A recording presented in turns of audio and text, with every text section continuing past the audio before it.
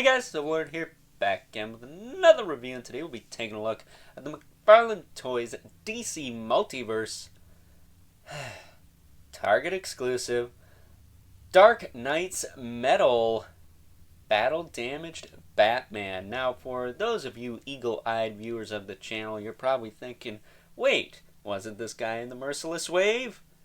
He was, but he had a different cape and he didn't have all this extra paint on him. So this is not really going to be a full, in-depth, lengthy review. It's more or less just going to be, we're going to take a look at it, we're going to compare him to the two regulars, and then we'll just wrap things up quick. I don't want to waste too much of your guys' time with this one because it is pretty much just a repaint with one, maybe two new parts. Not a whole lot going on with this guy. I think even the infamous collectible trading card is the same. But there you go.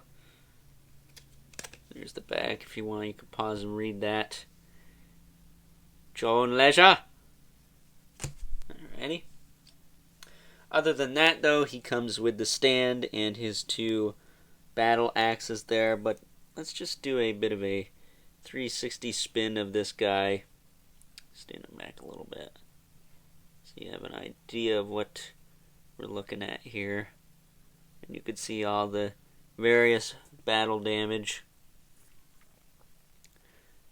that they put throughout the figure, which I think was sculpted on the last release, if I'm not mistaken.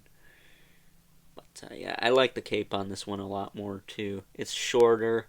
It is windswept, but it's a lot lighter in comparison to the old one. And unfortunately, I do not have my old one handy to compare this guy to. It is on the shelf, and it's buried on said shelf, so I don't feel like knocking over half my figures to get to it right now, but I can tell you right now, this guy is the better of the two. Unless you want the Merciless, then you're kind of screwed. You got to buy that one. But he does come with the standard display stand. It's just a black stand with a peg on it. Nothing crazy there. Getting up close and personal with him, you can see he's got some blood there on his lip. He's got some scratches and scrapes and dings and dents all over his suit and his armor. He's got some blood as well.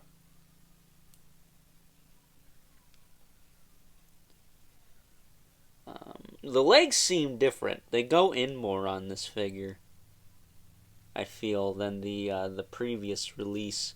So I'm not too sure what's going on with that, but here you go.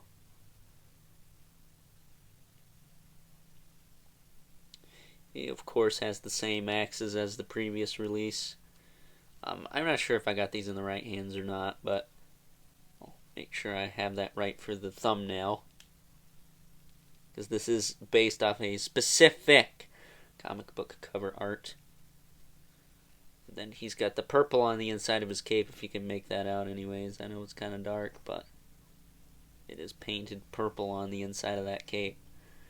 So yeah, really dig this guy. I think this is the superior of the two Batmen.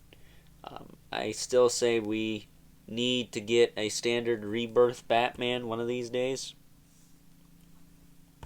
I don't know why that hasn't happened yet with the amount of Batmen we've gotten in this line, but, you know, to each their own, I guess. But yeah, this is a vast improvement over the previous release, and one I wish we got in that old Merciless Wave, but I guess, you know, they had a budget to work with. Merciless was 100% new sculpt. Superman was 100% new sculpt. And so was the Robin Crow. I think the only reuse in that wave was some of the Batman Who Laughs, the arms and the legs and the skeleton of the torso. Everything else on that figure was new. So yeah, I had a lot of new tooling in one wave, so that's probably why we didn't get all these extra paint apps and whatnot. Although I would have preferred this cape over the one we got. That one, while cool, it's not this cool. This one's a little better. It's a little lighter as well. So doesn't make the torso flop around. And I'm not going to go over articulation in this video. If you want to see a more in-depth review of this figure, quote-unquote this figure, I will leave a link in the description below to my review of the original release from the Merciless Wave way back in, I want to say springtime, wintertime of this year. I did that video, so you can go check that out at your own leisure. But with that being said, let's take a look at some comparisons. First up, and in this case only up, we have our two regulars, the Mythic Legion's Brother Mandibulus and the Mortal Kombat 11 Spawn. Again, I would compare this guy to the original release, but it is buried on my shelf, and I don't want to knock a bunch of stuff over trying to get to it. And if you want to see how this figure scales with some other Multiverse figures, I did do that in the original review, link in the description below. But with that being said, time to wrap things up. Some final thoughts. Overall, and if you're sick of Batman in McFarlane Toys' DC Multiverse line at this point, this ain't the figure for you. However, if you're like me and you were a little bit let down by the Batman we got in the Merciless Wave earlier this year / last year, depending on when you were able to find it, that is, this is 100% the figure for you, because this is a vast improvement over the original release. We're getting all the paint apps that we should have got on that first release, as well as a new cape, which, unlike said first release, is a little bit lighter and makes the torso a little bit less loose. It takes up less real estate on the shelf, which I appreciate very much. That, and the legs just seem to move in a little bit more on this guy. Am I crazy?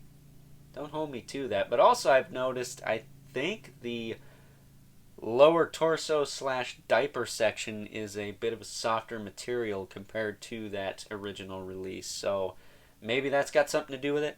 I don't know. I almost think this figure has new legs, but again, don't hold me to that. But with that said, this is still not a perfect version of this interpretation of Batman.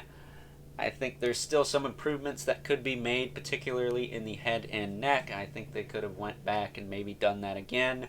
They've given us plenty of Batman since this original figure came out that have done that 10 times better, and you get a lot more range out of it.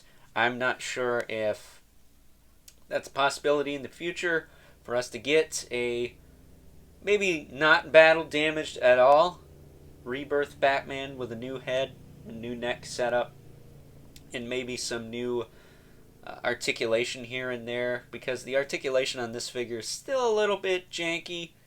It's not the most pleasant thing to look at times, but again, nothing in life is perfect, right? So that being said, I hope you guys enjoyed this review. Don't forget to like this video, hit that subscribe button and the notification bell so you know whenever I upload more reviews like this one. Gotta show that algorithm who's boss right. And again, don't forget to check out my original review of the Batman from the Merciless Wave if you want a more in-depth review of this guy right here. Again, it's essentially the same thing, just a little bit tweaked. But don't forget to hit me up on Instagram at Overlord Productions and leave a comment in the comment section below. Let me know what you think of this figure, whether you want it, love it, or hate it. I think this is going to be a 50-50 for most people. If you're like me and you wanted a better version of what we already had, then by all means. If not, well then, something to think about, right? It is a Target exclusive though, so there is that. But, as always, keep the comments civil, because the world sucks enough as it is. And until next time, I'll catch you guys later.